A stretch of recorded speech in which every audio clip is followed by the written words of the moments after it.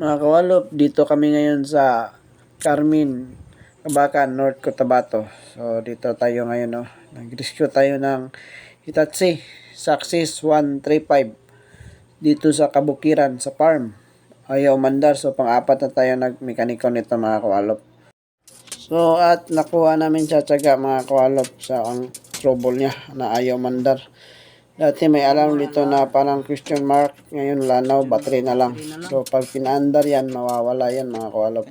So check natin yung sa error code niya, sa trouble code niya kung meron pa, kung normal ba lahat. So na-check ko mga kawalop, so ito na ang resulta niya. Oh.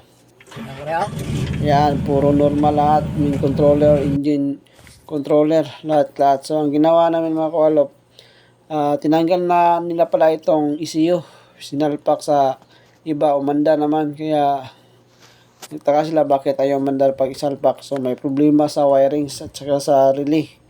So yan ang si Mokong's on the moves.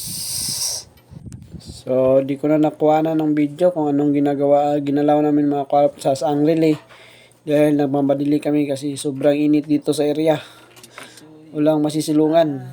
Kaya ito na lang yung na video ko na natapos na yung paggawa namin. At importante ay na-solve na yung problema ng may-ari.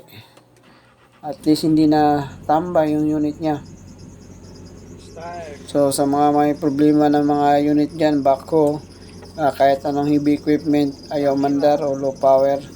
So, sa mga hydraulic na electrical, so PM lang kayo mga kawalop. Puntahan namin yan.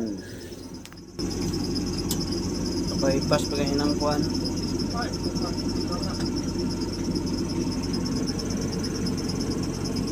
Ano? Ang drag ako. May alarm. Palipiwa dito na ako kung may alarm no. Wala na yung alarm? Wala. Hindi kita na ulit niya. Good sky.